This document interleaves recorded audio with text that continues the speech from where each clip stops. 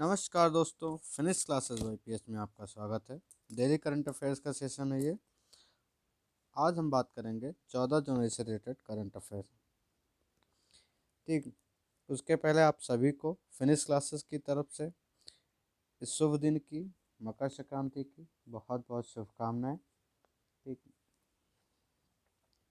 जो नए हैं उनके लिए बता दूं, अगर आपको वीडियो का पीडीएफ चाहिए तो आप डिस्क्रिप्शन में जाएंगे, वीडियो के उसमें टेलीग्राम लिंक दिया हुआ है, उसको ज्वाइन करेंगे सॉरी, जिससे आपको सारे के सारे पीडीएफ जो हैं वो फ्री अवेलेबल हो जाएंगे। ठीक, चलिए आते हैं आज के हम पहले क्वेश्चन पे। पहला क्वेश्चन है, निम्नलिखित में से किसके द्वारा वैश्विक जोखिम रिपोर्ट 2022 जारी किया गया? तो ये जारी किया गया WEF।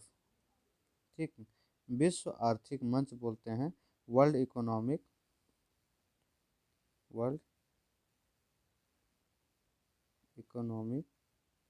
फोरम, जिसको हिंदी में क्या बोलते हैं? विश्व आर्थिक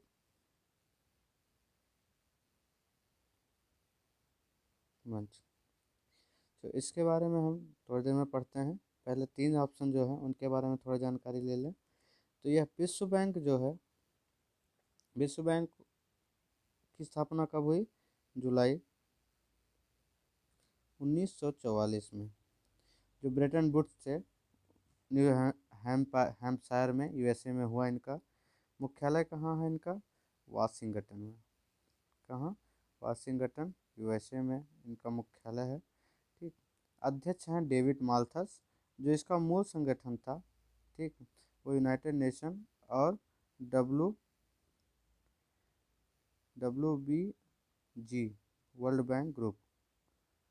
ठीक, ये था इनका। IMF के बारे में अगर जाने तो IMF और विश्व बैंक का जो स्थापना दिवस है वो सेम है, जुलाई 1944। ठीक, मुख्यालय भी सेम है, वाशिंगटन DC, यूएसए में ही है इसका भी। कितने सदस्य वाला यह संगठन है? 189 देशों वाला एक संगठन है। ठीक, ये कुछ इसकी जानकारी थी। WTO, इसका स्थापना 1 जनवरी 1995 को हुआ।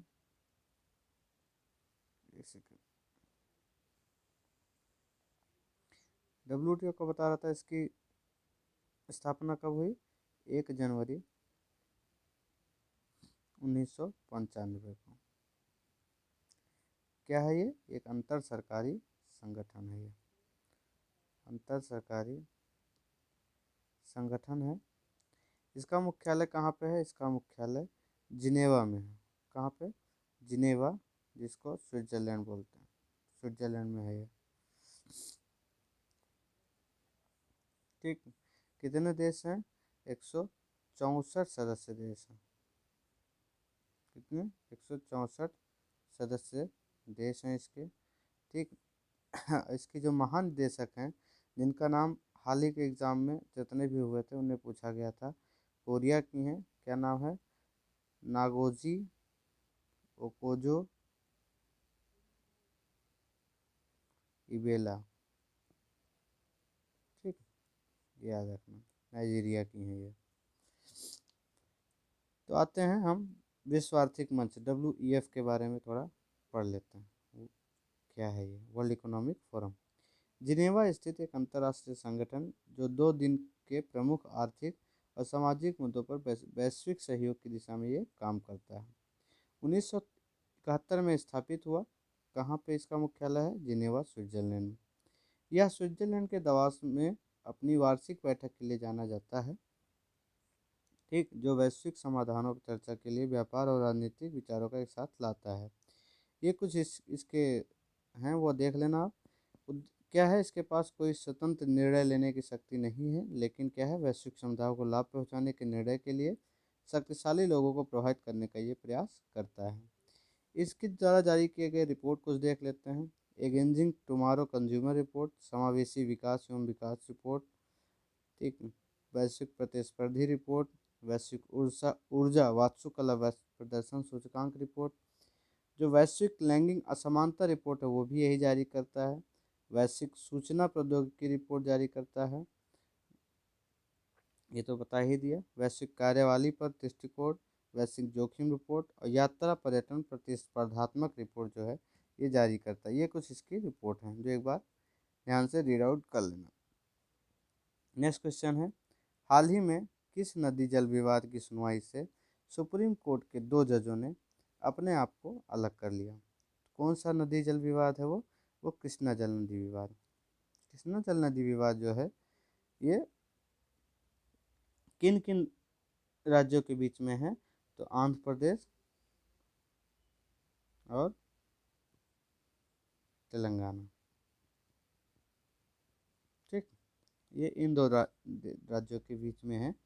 तो आंध्र, इसमें क्या है कि एक आंध्र प्रदेश ने अभी हाल ही में 21 में आरोप लगाया था कि जो असंवैधानिक और अवैध तरीके से जो पीने और सिंचाई के लिए पानी है उसको हिस्से से वंचित कर दिया गया है।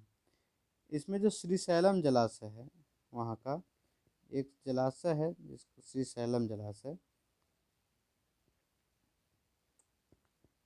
उसका पानी दोनों राज्यों के बीच नदी के पानी का मुख्य भंडारण है, जो यही एक विवाद का प्रमुख बिंदु है। ठीक, जजों ने तर्क दिया कि हम पक्षपात का हिस्सा नहीं बनना चाहते। इसमें क्या है, दोनों गृह राज्य के थे तो वो बोले कि हम भाई गृह राज्य से संबंधित हैं, और अगर पक्षपात का हो जाएगा कि वो अपना पक्षपात करेंगे, वो अपना पक्षपात, तो इसलिए 2 जजों ने क्या किया, इससे अपने आप को अलग कर लिया। थोड़ा और जानकारी ले लेते हैं कृष्णा नदी जल विवाद न्यायाधिकरण जो है उसके बारे में। सॉरी, 1969 में कृष्णा जल विवाद न्यायाधिकरण KWDT का अंतर जलीय जल विवाद अधिनियम 1956 के तहत स्थापित किया गया था। 1973 में इसने अपनी रिपोर्ट प्रस्तुत की। दूसरा जो जल विवाद न्यायाधिकरण बना इस कृष्णा जल विवाद न्यायाधिकरण, फिर दूसरा 2004 में स्थापित किया गया और 2010 में अपनी रिपोर्ट दी। इसमें 65% निर्भरता पर जल का आवंटन किया गया। 2010 की रिपोर्ट के बाद आंध्र प्रदेश ने 2011 में सुप्रीम कोर्ट के समक्ष एक विशेष अनुमति याचिका के माध्यम से चुनौती दी। 13 में क्या किया कि इसी ने एक आगे रिपोर्ट जारी की जिसे 2014 में आंध्र प्रदेश ने फिर से सुप्रीम कोर्ट में चुनौती दे दी। तेलंगाना का निर्माण के बाद, ठीक, तेलंगाना को एक पार्टी के लिए एक अलग पार्टी के रूप में शामिल किया गया इस जल विवाद न्यायाधिकरण के, और कृष्णा जल आवंटन के 3 के बजाय 4 राज्यों के बीच फिर से किया जाए। ये कृष्णा जल विवाद बंटवारा है। ठीक, इसको देख लें। 43 साल पुराने जल विवाद का निपटारा करना कृष्णा जल विवाद प्राधिकरण ने एक आलामटी बांध के जल का ज़्यादातर हिस्सा आंध्र प्रदेश को दे दिया। कौन कौन से हैं? आंध्र प्रदेश, कर्नाटक, महाराष्ट्र और अब तेलंगाना, 4 राज्य आ गए हैं इसमें, ठीक, जिनकी हिस्सेदारी इसमें बनती है।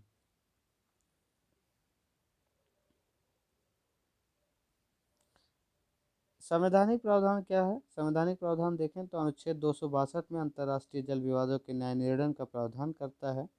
किसी भी, इसके तहत क्या कहता है, 262 कहता है कि किसी भी अंतर्राज्यीय नदी, नदी घाटी के पानी के उपयोग, वितरण, नियंत्रण के संबंध में किसी भी विवाद या शिकायत के जो न्याय निर्णय का प्रावधान कर सकता है।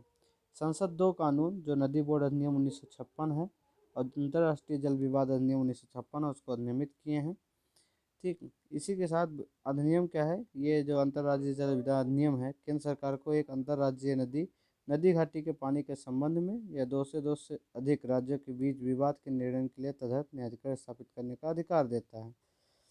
ठीक, ना तो सर्वोच्च न्यायालय ना ही किसी अन्य न्यायालय के पास किसी जल विवाद के संबंध में अधिकार क्षेत्र है जिसे इस अधिनियम के तहत न्यायाधिकरण को भेजा जा सकता है। तो फाइनली ये आप जान लीजिए कि अगर संविधान में यहाँ इसका प्रावधान कहाँ पे है, तो वो आर्टिकल 262 में है, अंतर्राज्यीय जल विवाद से लेकर। नेक्स्ट क्वेश्चन है, भारत के संविधान के निम्नलिखित में से किस प्रावधान पर शिक्षा का प्रभाव है? तो ये शिक्षा का जो प्रभाव है वो डी ऑप्शन होगा आपके, तीनों पे तीनों। राज्य के निदेशक तत्व में भी शिक्षा का प्रभाव दिखता है, ग्रामीण, शहरी, स्थानीय निकाय में और 7वीं अनुसूची में भी। ठीक, 7वीं अनुसूची में क्या है? 7वीं अनुसूची में आपके किससे रिलेटेड है? अनुसंधान की जो, संविधान की जो 7वीं अनुसूची है वो किससे रिलेटेड है, जल्दी बताइए। उसमें 3 शक्तियाँ बंटवारा की गई हैं, राज्य सूची, संघ सूची और समवर्ती सूची। तो उसमें शिक्षा का भी प्रभाव दिया गया है। नेक्स्ट क्वेश्चन है, ISFR 2021 की रिपोर्ट के अनुसार कुल भौगोलिक क्षेत्र के प्रतिशत के रूप में वन क्षेत्र के मामले में 2 शीर्ष राज्य हैं, वो कौन कौन से हैं? तो वो हैं मिजोरम और अरुणाचल प्रदेश। अगर हम परसेंटेज के हिसाब से देखें कि राज्य के परसेंटेज के हिसाब से, तो मिजोरम में 84.53%, वहीं अरुणाचल प्रदेश में कितना है 79.33%, मेघालय में 76 है, और नागालैंड में देखें तो नागालैंड में कितना है 73.90। ये कुछ वनाधिकार क्षेत्र से रिलेटेड था। नेक्स्ट क्वेश्चन है, यूनाइटेड नेशन ने चालू वित्त वर्ष में भारत की आर्थिक वृद्धि दर निम्न में से कितने प्रतिशत रहने का अनुमान लगाया है? तो वो लगाया है 6.5%।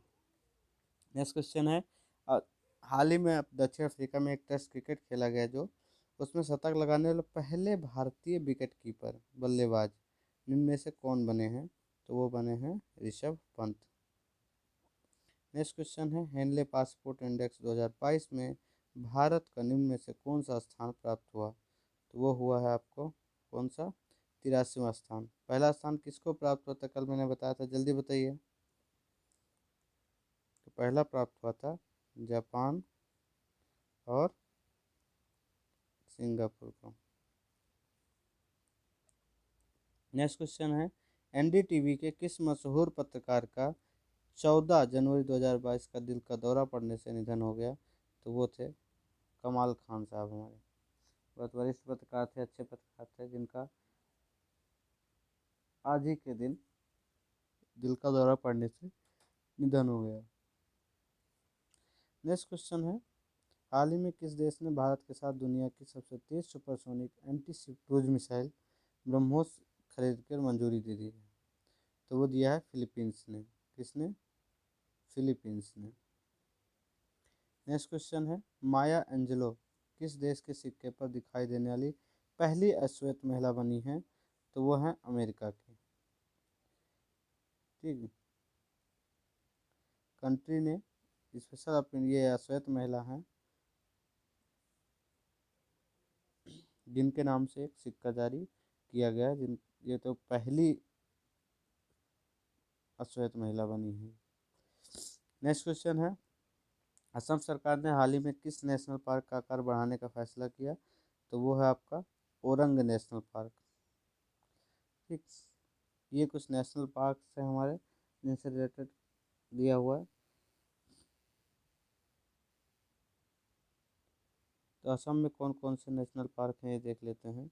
डिब्रू सखलेवा है, काजीरंगा, मानस, नारमरी, ओरंग, ये जो है 5 नेशनल पार्क हैं। कहाँ पे? आसाम में। नॉर्थ ईस्ट में अगर पूरा देखें तो अरुणाचल प्रदेश में 2 है, एक माउलिंग, एक नामदफा। ठीक, मेघालय में नोकरेक और बालाफकरम। उसके बाद नागालैंड में इटांकी है, मणिपुर में काइबुल लामजाओ सिरोही है, मिजोरम में मुलिन है, फमांगपुई नीला पर्वत है। ठीक,